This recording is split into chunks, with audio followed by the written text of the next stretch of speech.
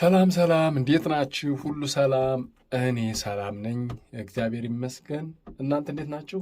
ዛሬ ደግሞ ስራልኝ ባላችሁኝ መሰረት የግስ አይነቶችን ይዤላችሁ መጥቻለሁ።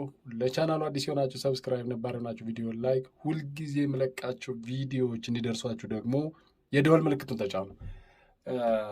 ዛሬ የምናየው የግስ አይነቶችን ነው። እንግዲህ ብዙ የግስ አይነቶች አሉ።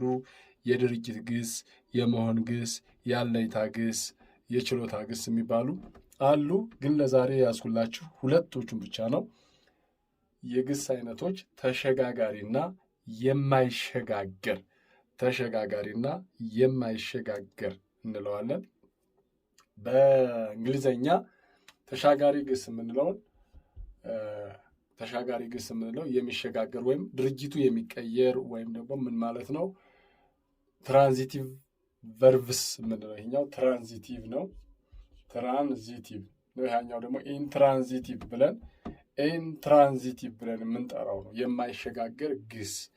እንግዲህ የሁለቱን ልዩነት በጥልቀት እናያለን። ከነ ምሳሌው ቀጥታ ተመልከቱ። የሚሻገር ግስ ወይም የማይሸጋገር ወይም ተሻጋሪና የማይሻገር ግስ ብለን የምንጠራቸው ተሻጋሪ ግስ የምንለው ኦር transitive verbs, verbs which an object interchange to the subject or the action is interchangeable. ምን ማለት ነው? ድርጊቱ በአድራጊው ተቀይሮ ተደራጊ ሲሆን ነው። ድርጊትና ተደራጊው መቀየር የሚችል ከሆነ ተሸጋጋሪ ግስ እንለዋለን። ለምሳሌ እዚህ ጋር ግሱ ድመቷ ስጋ በላች ነው። ግሱ በላ ነው። ግሱ በላ እንደሆነ እናውቃለን። ስለዚህ ይህ በሌላ አገላለጽ ይሄኛው ተደራጊው ሲቀየር ስጋው በድመቷ ተበላ። ስለዚህ ድርጊት ተቀባይ የነበረው ድርጊት አድራጊ ሆኖ ቀረበ ማለት ነው። ድመቷ ስጋውን በላች። በዚህ ውስጥ ስጋውን የበላች ማለች ድመቷ ነች። ስለዚህ ድርጊቱን የፈጸመችው ድመቷ ናት ማለት ነው። ነገር ግን ድርጊቱ የተፈጸመበት ማን ነው? ስጋው ነበር። በዚህኛው ደግሞ ሲሸጋገር ስንቀይረው ስጋው በድመቷ ተበላ። ስለዚህ ድርጊት የተፈጸመበት ማን ሆነ? ድርጊት አድራጊው ማን ሆነ? ድርጊት አድራጊው ስጋው በድመቷ ተበላ፣ ተቀየረ ማለት ነው። ስለዚህ ድመቷ ስጋ በላች የሚለው ስጋው በድመቷ ተበላ ተብሎ ተቀየረ። ስለዚህ ይህ የሚሸጋገር ነው ማለት ነው።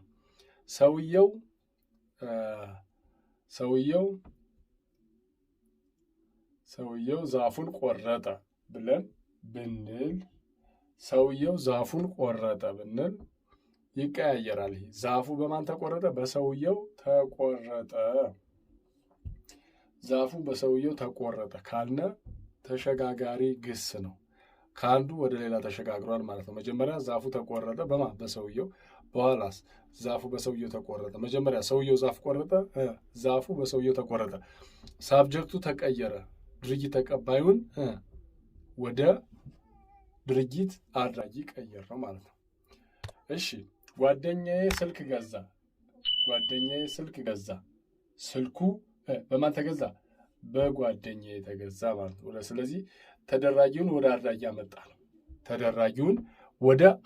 አመጣ ነው ማለት ነው። ተደራጊውን ወደ አድራጊ አመጣ ነው።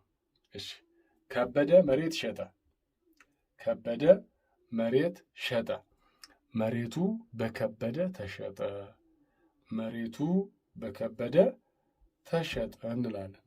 በከበደ ተሸጠ እንላለን። ስለዚህ ከአድራጊ ወደ ተደራጊ የሚቀያየር ከሆነ ተሸጋጋሪ ግስ እንለዋለን። ትራንዚቲቭ ቨርብስ ግስ ሚንስ ቨርብ። ትራንዚቲቭ ቨርብስ የምንለው ኢንተርቼንጅ ቱ ዘ ዶር ኦፍ ዘ አክሽን ኢንቱ ዘ ሳብጀክት ኢንቱ ዘ ዱሬሽን ኦፍ አክሽን ኦር ዘ ቴከር ኦፍ አክሽን። ምን ማለት ነው? ድርጊት ተቀባዩ ድርጊት አድራጊ ሆኖ ሲቀየር የሚችል ከሆነ ትራንዚቲቭ ወይም ተሸጋጋሪ ግስ እንለዋለን። እንቀጥል። መጽሐፉን አነበብኩት ወይም መጽሐፉን አነበብሁት ቢል አንድ ሰው ምን እያለ ነው? መጽሐፉ በማን ተነበበ? በእኔ ተነበበ። መጽሐፉ በእኔ ተነበበ። ስለዚህ መጀመሪያ እኔ አንባቢ ነበርኩ፣ ከዚያ ደግሞ መጽሐፉ በእኔ መነበቡን የድርጊቱ ባለቤት መጽሐፍ መሆኑን መቀየሩን እናያለን። ስለዚህ መጽሐፉ በእኔ ተነበበ ብለን እንላለን ማለት ነው። ነጭ በሬ ገዛሁ፣ ነጭ በሬ ገዛሁ። ነጩ በሬ በእኔ ተገዛ።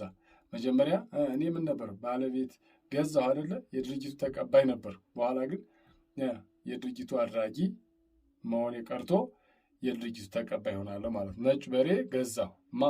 ድርጊት አድራጊው እኔ ነኝ። በኋላ ግን ነጩ በሬ በማን ተገዛ? በእኔ ተገዛ። ስለዚህ ነጩ በሬ ባለቤት ይሆናል ማለት ነው። ስለዚህ ባለቤቱንና ድርጊት ተቀባዩን መቀያየር የሚቻል ከሆነ ምን ይባላል? ተሸጋጋሪ ግስ ወይም ደግሞ ትራንዚቲቭ ቨርብስ ይባላል። የማይሸጋገረው እንጣ ኢንትራንዚቲቭ ቨርብስ ቨርብስ ኖት ኢንተርቼንጀብል ዘ ሳብጀክት ኦር ዘ ኦነር ኦፍ ዘ አክሽን ኤንድ ዘ ኦብጀክት። ሰውየው ወለል ላይ ተኝቷል። ስለዚህ ወለሉ ላይ የተኛው ሰውየው ወደ ሌላ አረፍተ ነገር መቀየር አንችልም። ባለቤቱና ድርጊቱን መቀያየር አንችልም። አድራጊና ተደራጊው የማይቀየር ነው። ስለዚህ ይህን የማይሸጋገር ግስ እንለዋለን፣ ወይም የማይሻገር ግስ ኢንትራንዚቲቭ ቨርብስ እንለዋለን። ሰውየው ወለሉ ላይ ተኝቷል። ወለሉ በሰውየው ተተኝቷል አይባልም፣ ስለማይሸጋገር ግሱ ስለማይሸጋገር ስለማይቀያየር ማለት። ነገ ወደ ውጭ እሄዳለሁ ነገ ወደ ውጭ እሄዳለሁ የሚለውን በፈለጋችሁት መንገድ ብትቀይሩት የሚሸጋገር ግስ የለውም። ወደ ውጭ ነገ እሄዳለሁ ወይም ውጭ በእኔ ይከዳል አይባልም። ስለዚህ እንደዚህ አይነት የማይሸጋገሩ ግሶች የምንላቸው ይሆናል ማለት። አበበ ተጓዘ አበበ ምን የለም። ስለዚህ አበበ ተጓዘ አረፍተ ነገር ነው፣ ግን ተጓዘ እሱ ተጓዘ ነው ግሱ። ስለዚህ እሱ ተጓዘ ግን መቀየር ይችላል አይችልም። አበበ መንገድ በመጓዝ አክሽን አሳይቷል። ነገር ግን አክሽኑ ተመልሶ አበበ ተደራጊ መንገዱ አድራጊ ሆነው አይቀርቡም። አበበ መጣ። ስለዚህ አበበ መጣ አረፍተ ነገር ነው፣ ግስ አለው፣ መጣ የሚል ግስ አለው፣ ግን መቀየር አይችልም፣ መሸጋገር አይችልም። ሰውየው በአውሮፕላን ተሳፈረ። አውሮፕላኑ በሰውየው ተሳፈረ አይሆንም፣ ወይም ደግሞ ምንም መሸጋገር ስለማይችል ኢንትራንዚቲቭ ቨርብስ ወይም የማይሸጋገር ግስ እንለዋለን። ልጁ ተኛ ከፈለግነ ልጁ አልጋው ላይ ተኛ። ልጁ አልጋው ላይ ልጁ አልጋው ላይ ተኛ ብንል አልጋው በልጁ ተተኛ አይባልም። ቢኮዝ ድርጊት አድራጊው ድርጊቱን መቀበል አይችልም። ድርጊት ፈጻሚው ድርጊቱን መቀበል አይችልም። ስለዚህ ይሄኛው የማይሸጋገር ግስ ወይም ኢንትራንዚቲቭ ቨርብስ እንለዋለን። ኢንትራንዚቲቭ ቨርብስ። በሬው በረዥሙ መንገድ አለፈ። ስለዚህ መንገዱ በበሬው ታለፈ አይባልም፣ አይሸጋገርም፣ እንዳለ ራሱ ነው የሚቀመጥ። ስለዚህ በሬው በረዥሙ መንገድ አለፈ። መንገዱ በረዥሙ መንገድ በበሬው ታለፈ አይባልም። ድርጊት ተቀባዩ ድርጊት ሰጪ መሆን አይችልም፣ ወይም ድርጊት አድራጊ መሆን አይችልም፣ አይቀያየርም። የዘንድሮ ሰብል አፍርቷል። ይህም የማይሸጋገር ግስ ነው። አፈራ ነው ግሱ። አፈራ ማን? እሱ የዘንድሮ ሰብል። ስለዚህ መሸጋገር አይችልም፣ አዚቲዝ ስለሚሆን የማይሸጋገር ግስ እንለዋለን ነው። እሺ እንቀጥል። ሰውየው ተሸለመ። ስለዚህ ይሄ አይሸጋገርም። ሰውየው ተሸለመ። በእርግጥ ሽልማቱ በሰውየው ተወሰደ፣ ይሞከራል፣ ግን አይሸጋገርም። ይህም የማይሸጋገር ግስ ነው። ድርጊቱን መቀበል አይችልም። ሰውየው ወደ ባለቤትነት ሄደ። ባለቤት መጀመሪያው አክሽን ወደዚህኛው መምጣት አይችልም። ልጁ ሰው አክባሪ ነው። ስለዚህ ይህም አይቀየርም። ሰውየው መነመነ፣ ከሳ፣ ባተለ፣ ደከመ ብንል ደከመ ሰውየው ወይም ድካሙ በሰውየው ተደከመ ስለማይባል እንደዚህ አይነት አረፍተ ነገሮችን ወይም ግሶችን የማይሸጋገሩ ግሶች እንላቸዋለን። ስለዚህ ዛሬ ያሳየኋችሁ ተሸጋጋሪ ግስና የማይሻገር ግስ ወይ ተሻጋሪና የማይሻገር ግስ ነው። ተሻጋሪ ግስ የምንለው ባለቤት ድርጊት የተፈጸመበት ወደ ድርጊት አድራጊ የሚቀየር ከሆነ እና ድርጊት አድራጊ ወደ ድርጊት ተፈጻሚነት የሚቀየር ከሆነ ተሸጋጋሪ ግስ እንለዋለን። ነገር ግን የማይሻገር ግስ የምንለው የማይቀየር ከሆነ ነው። ድርጊት ተቀባዩ ድርጊት አድራጊ ወደ ድርጊት ተቀባይ የማይቀየር ከሆነ የማይሸጋገር ግስ ወይም ኢንትራንዚቲቭ ቨርብስ እንለዋለን። ለምሳሌ ድመቷ ስጋ በላች። እንግዲህ ድመቷ አድራጊ ናት። የተበላው ስጋ ነው። ነገር ግን በኋላ የተበላው ነገር እንደገና ባለቤቱ ነው። ስጋው በድመቷ ተበላ፣ ወደ መጀመሪያው መጣ ማለት ነው። ስለዚህ ተሸጋጋሪ ግስ ወይም ትራንዚቲቭ ቨርብስ ይባላል ማለት ነው። ስለዚህ በዚህ መልኩ እናንተም ብዙ ነገር መስራት ትችላላችሁ። ለዛሬ የነበረን ቆይታ ይህን ይመስል ነበር። ደግሜ እላችኋለሁ፣ ሰብስክራይብ እና ላይክ ማድረጋችሁን አትርሱ። ሼር አድርጉት። እስካሁንም ስለምታበረታቱኝ ከልብ አመሰግናለሁ። በሌላ ቪዲዮ ተመልሼ እመጣለሁ። የአንቀጽ አይነቶችን ስራ ሊብላችኋል እሰራላችኋለሁ። እስከዚያው በሰላም ቆዩኝ። ይመቻችሁ። ሰላም ሰላም፣ እንዴት ናችሁ? ሁሉ ሰላም? እኔ ሰላም ነኝ፣ እግዚአብሔር ይመስገን። እናንተ እንዴት ናችሁ? ዛሬ ደግሞ ስራልኝ ባላችሁኝ መሰረት የግስ አይነቶችን ይዤላችሁ መጥቻለሁ። ለቻናሉ አዲስ የሆናችሁ ሰብስክራይብ፣ ነባር የሆናችሁ ቪዲዮ ላይክ፣ ሁልጊዜ የምለቃቸው ቪዲዮዎች እንዲደርሷችሁ ደግሞ የደወል ምልክቱን ተጫኑ።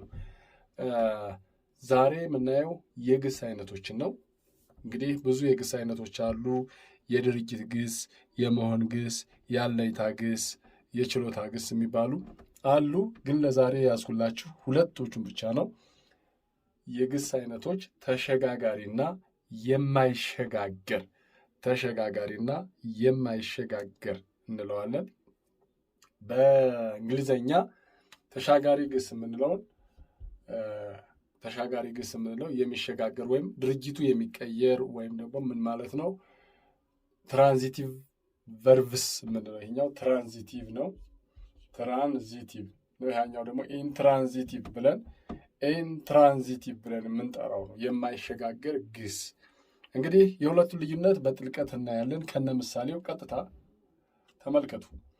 የሚሻገር ግስ ወይም የማይሸጋገር ወይም ተሻጋሪና የማይሻገር ግስ ብለን የምንጠራቸው ተሻጋሪ ግስ የምንለው ኦር ትራንዚቲቭ ቨርብስ ቨርብስ ዊች አን ኦብጀክት ኢንተርቼንጅ ቱ ዘ ሳብጀክት ኦር ዘ አክሽን ኢዝ ኢንተርቼንጀብል።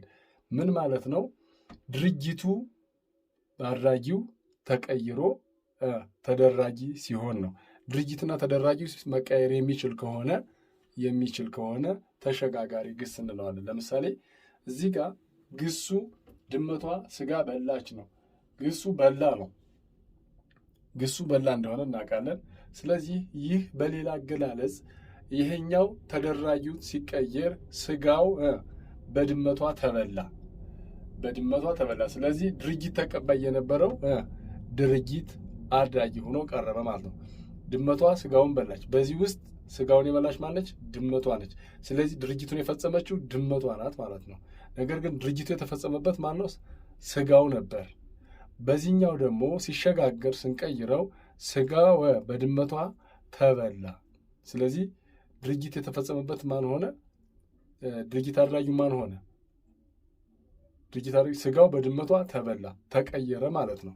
ስለዚህ ድመቷ ስጋ በላች የሚለው ስጋው በድመቷ ተበላ ተብሎ ተቀየረ። ስለዚህ ይህ የሚሸጋገር ነው ማለት ነው።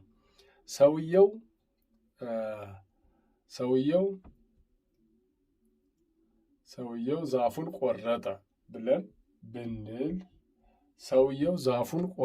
ብንል ይቀያየራል። ይሄ ዛፉ በማን ተቆረጠ? በሰውየው ተቆረጠ። ዛፉ በሰውየው ተቆረጠ ካልነ ተሸጋጋሪ ግስ ነው። ከአንዱ ወደ ሌላ ተሸጋግሯል ማለት ነው። መጀመሪያ ዛፉ ተቆረጠ በሰውየው።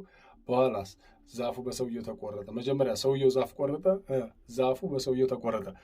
ሳብጀክቱ ተቀየረ። ድርጊት ተቀባዩን ወደ ድርጊት አድራጊ ቀየር ነው ማለት ነው። እሺ፣ ጓደኛዬ ስልክ ገዛ። ስልኩ በማን ተገዛ? በጓደኛዬ የተገዛ ማለት ነው። ስለዚህ ተደራጊውን ወደ አድራጊ አመጣ ነው ማለት ነው። ተደራጊውን ወደ አድራጊ አመጣ ነው። እሺ፣ ከበደ መሬት ሸጠ።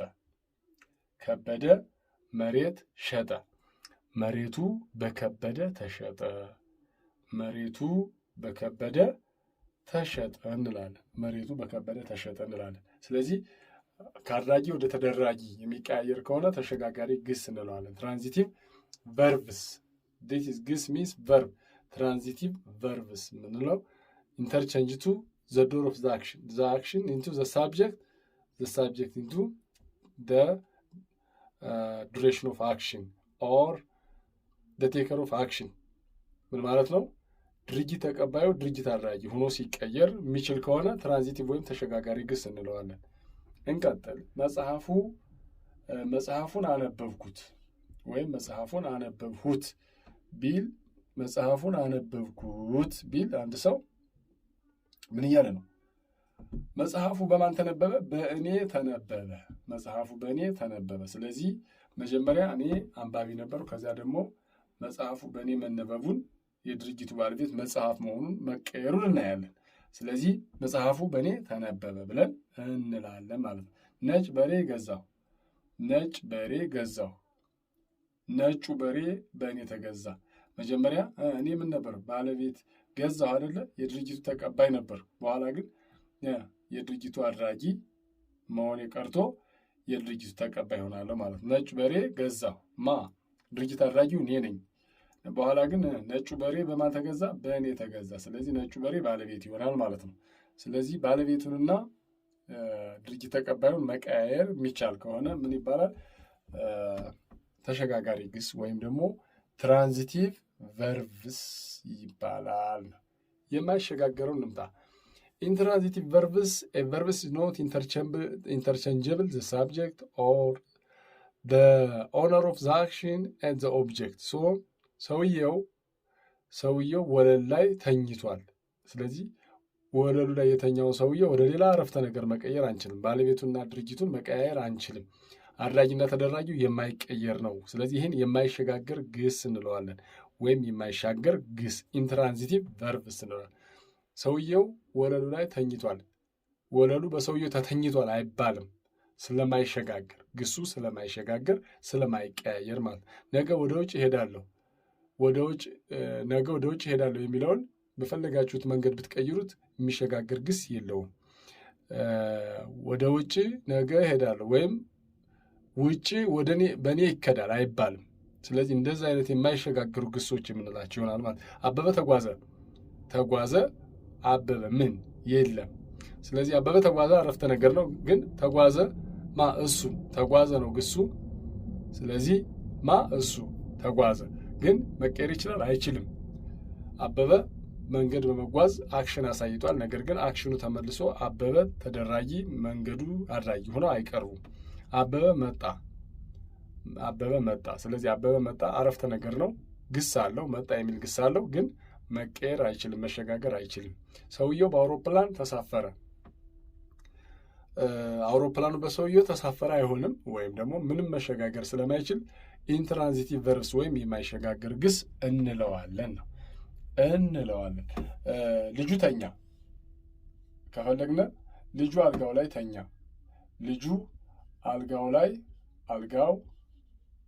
ልጁ አልጋው ላይ ተኛ ብንል አልጋው በልጁ ተተኛ አይባልም። ቢኮዝ ድርጊት አድራጊው ድርጊቱን መቀበል አይችልም።